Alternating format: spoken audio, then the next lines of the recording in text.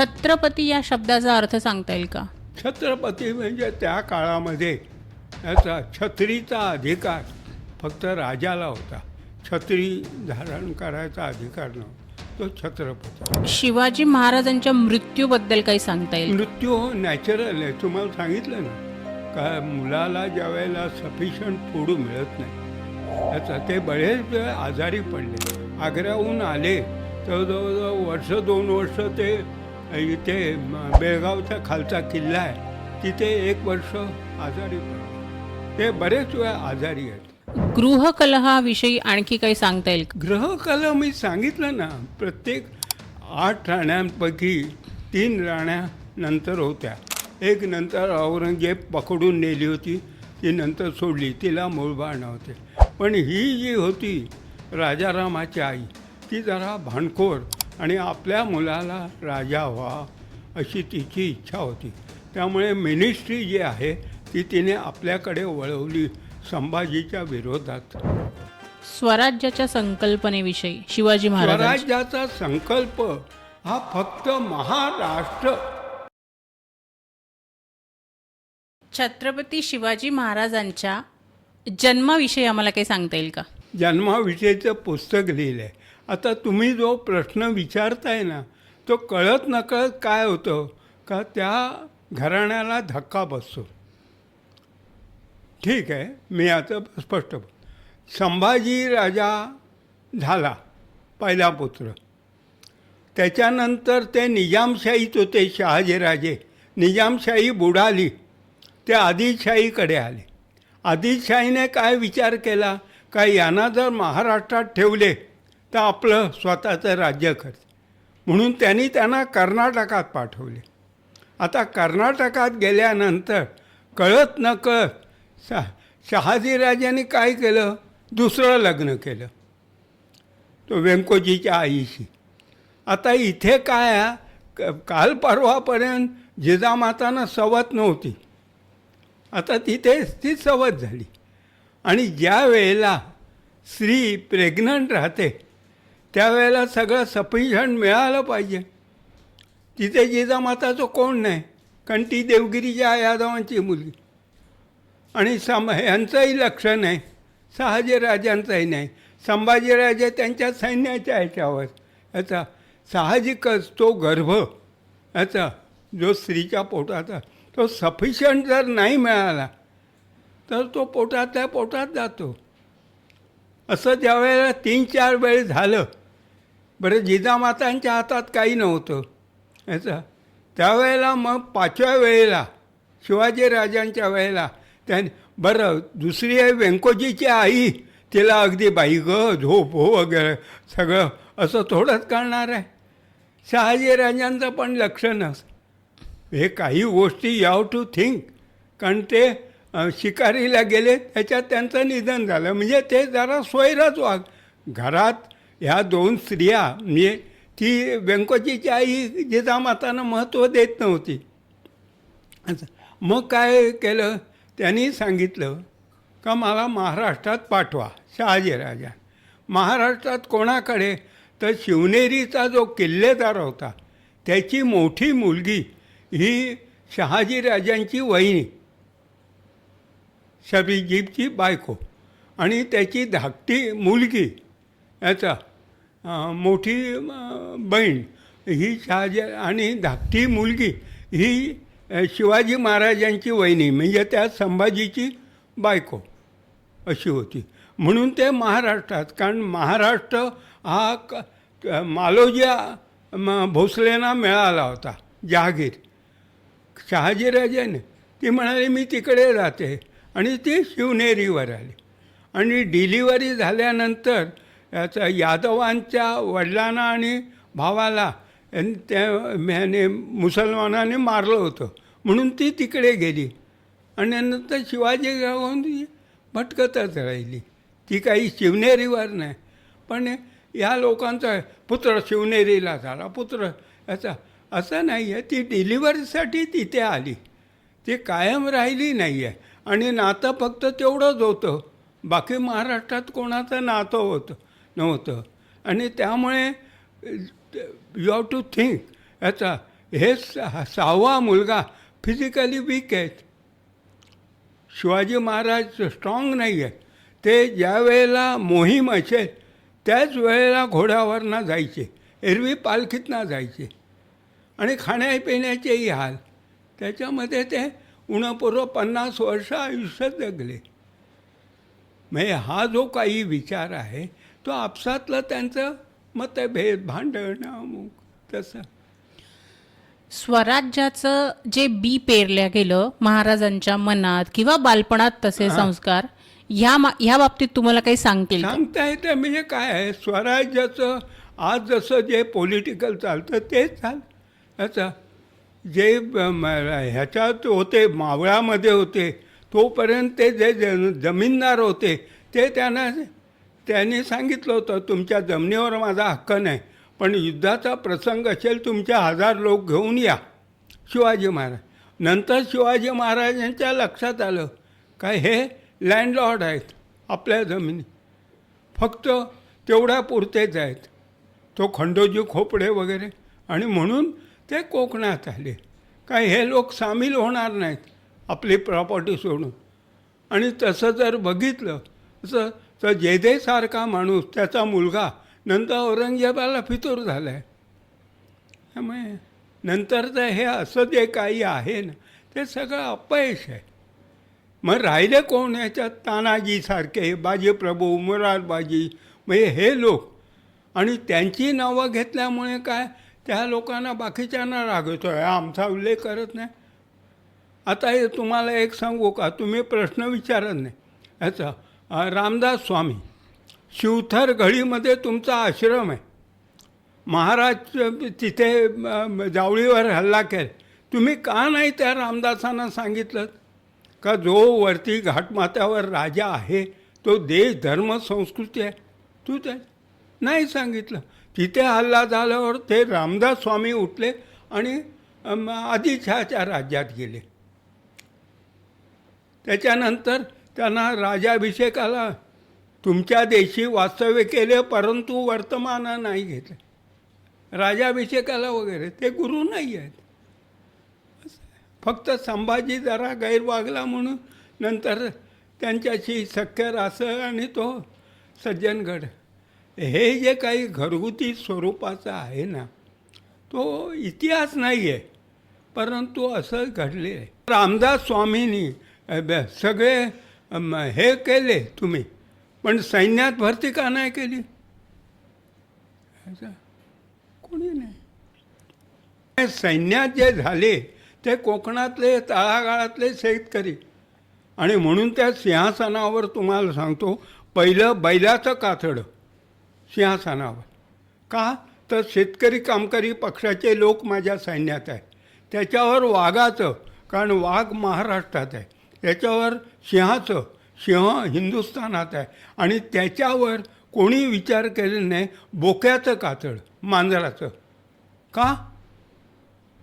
कोणी प्राण्यांचा अभ्यास केला नाही. बोका कधी आपल्या बायकोबरोबर फिरत नाही, तो एकटाच फिरतो.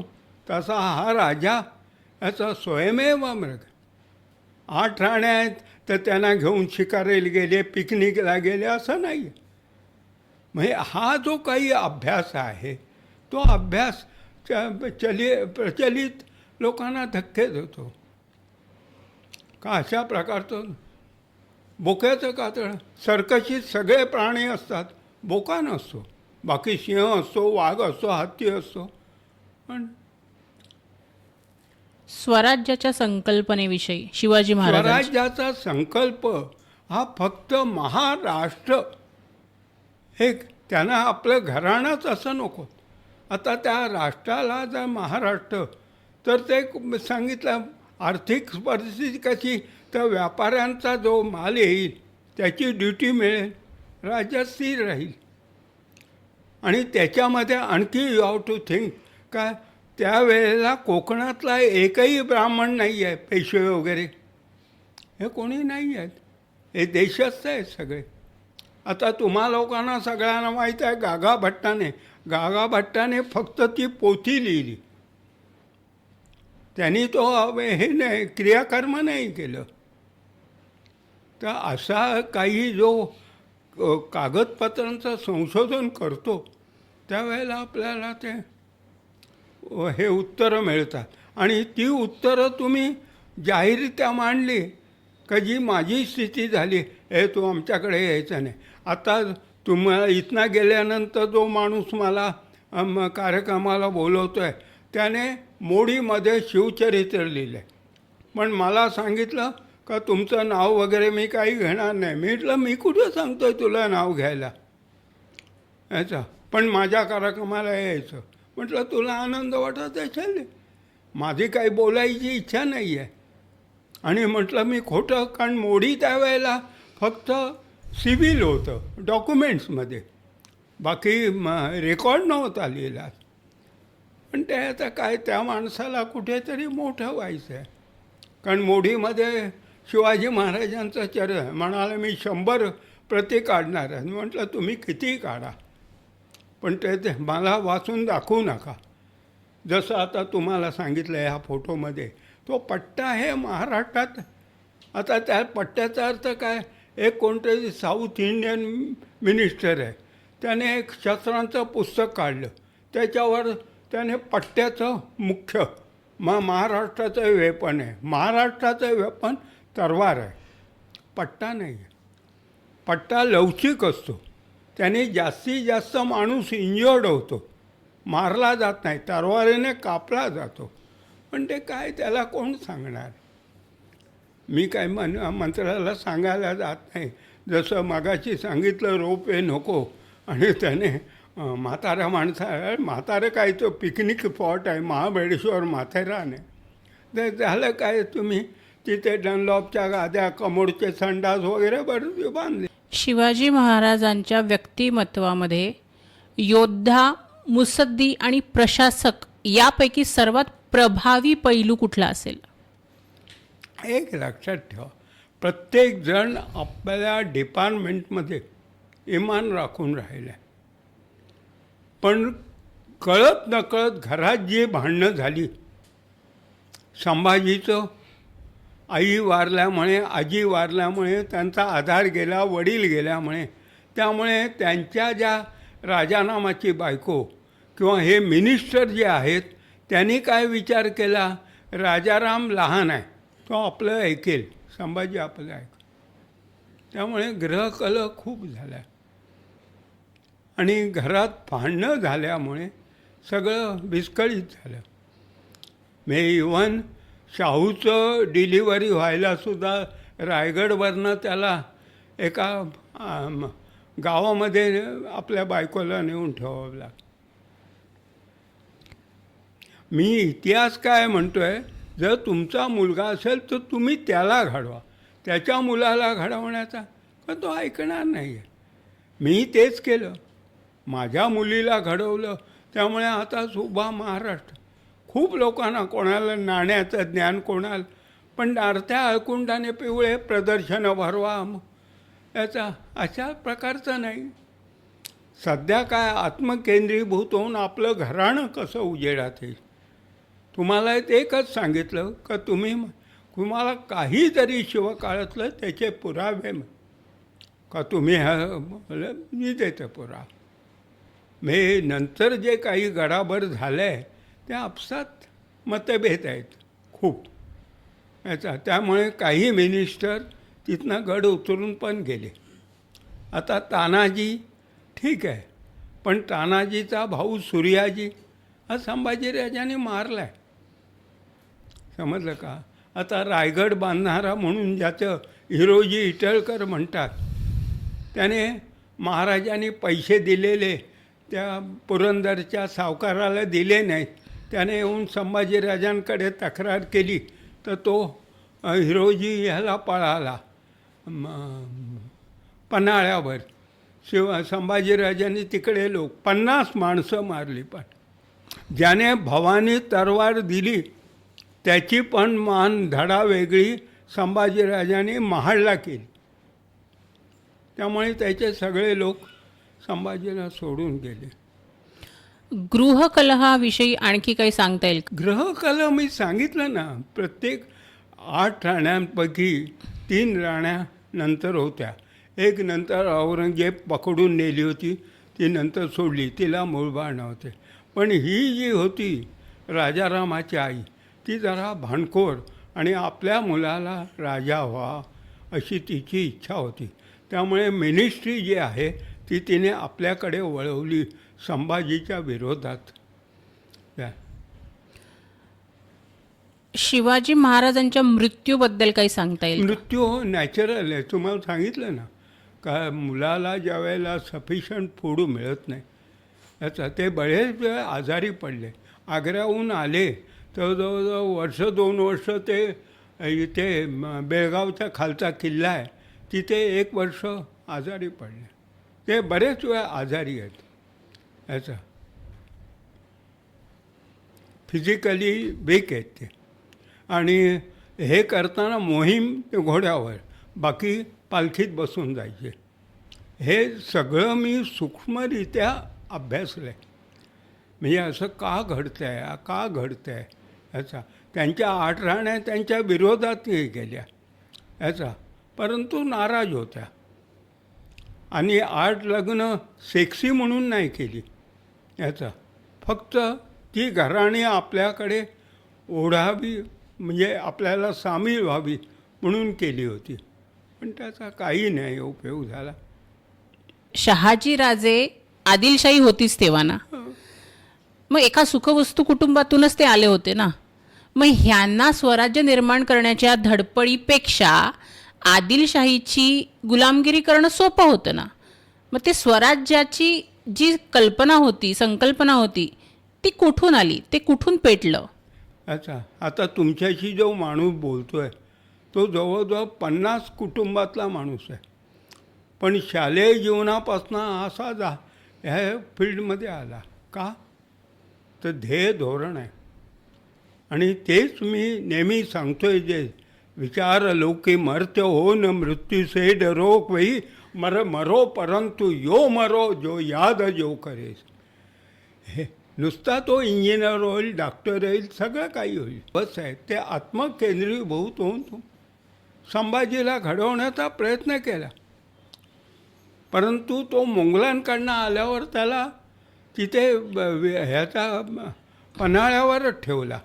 ते इथे आले, राजारामाचं लग्न केलं आणि त्याच्यात परत घरगुती जे भांडणं त्याच्यात ते आजारी झाले. आणि मग त्या डेड बॉडीला हिने राजारामाच्या बायकोने संभाजीला बोलवलं नाही. तो तिथपर्यंत आला आणि ज्यावेळी त्याला समजलं दहन झालं तो परत गेला. आणि नंतर मग येऊन त्याने 50 लोकांना मारले जे विरोधात गेले होते. आता सांगितलं तानाजीचा भाऊ, तो भवानी तलवार देणारा मुलगा याचा, असे मिनिस्टर, इथे पाली बल्लाळेश्वर, तो मुख्य लेखक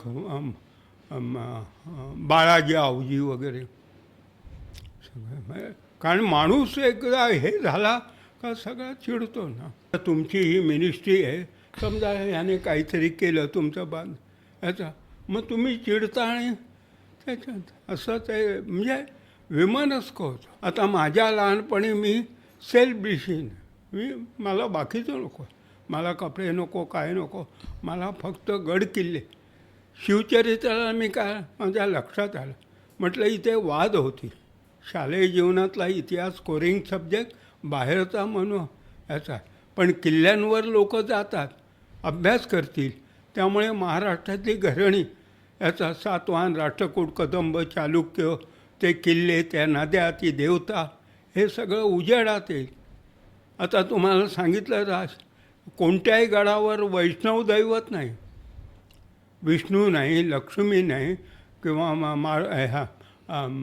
गणपती नाही. जे काही आहेत ती उग्र प्रकारची दैवत आहेत. पण ह्याचा सगळ्याचा अभ्यास करायला मला नाही हे मिळालं.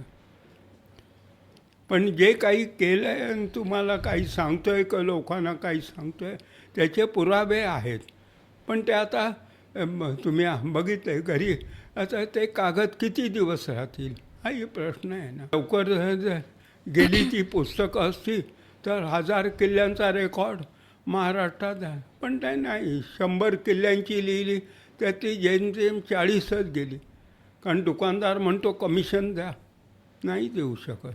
पूर्वी काय व्हायचं, मी व्याख्यान वगैरे दिलं काय गडावर का तिथे ती मांडली का पटापट जायची ती. आता नाही. आता शिवाजी पार्कला बसतो. आता काल राजाभिषेक होता, एकही पुस्तक आहे. मला त्याचं दुःख नाही, त्याच्यावर माझं पोट नाही आहे का. जे आज समजा लाज राखायला कपडे वगैरे मुलं देत आहेत, याचा मला पैसा नको आहे. फक्त हे तुम्ही आता जे अपेक्षित करता उजाड, तर ते उजेडात आलं पाहिजे. कोणी त्यावेळची लढाया, कोणीतरी शस्त्र, कोणीतरी घराणं. अरे कमीत कमी आपलं घराणं तरी. पण तुमचं नाव असं का पडलं याचा आता पाटीलचा अर्थ पट्ट लिख्ययती. ब्राह्मणांमध्ये पटवर्धन आहे, पट्ट वर्धयते. पट्ट म्हणजे सेंट्रल गव्हर्नमेंट, पट्ट राणी याचा म्हणून सांगली मिरज हे पटवर्धन. अशा प्रकारची घराणी. छत्रपती या शब्दाचा अर्थ सांगता येईल का? छत्रपती म्हणजे त्या काळामध्ये याचा छत्रीचा अधिकार फक्त राजाला होता. आणि तुम्ही ज्या वेळेला कळत नकळत आता वरती ते अब्दागीर दाखवता, पिंपळपान, ते बाकीच्यांना म्हणजे चालायला लागले का त्यांच्यावर डोळ्यावर ऊन येऊ नये म्हणून त्यांचा माणूस ते धरायचा. त्याला अब्दागीर म्हणतात. छत्री धारण करायचा अधिकार नव्हता, तो छत्रपती. आजचा पॉडकास्ट इथेच संपतोय. तुम्हाला जर आप्पा परब यांची पुस्तकं विकत घ्यायची असतील तर त्याचे सगळे डिटेल्स मी डिस्क्रिप्शनमध्ये देतेच आहे. तुम्ही सगळे लोक चॅनलला बघतायत पण सबस्क्राईबचं बटन दाबायला मात्र विसरताय. सो प्लीज चॅनलला सबस्क्राईब करा, लाईक करा, शेअर करा आणि कमेंट नक्की करा. धन्यवाद.